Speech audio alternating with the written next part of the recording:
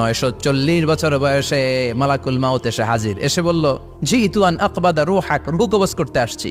আদম আলাইহিস সালাম বললেন, রুহু কবজ করতে আসছো মানে? আমি বাঁচবো তো 1000 বছর। কয় বছর?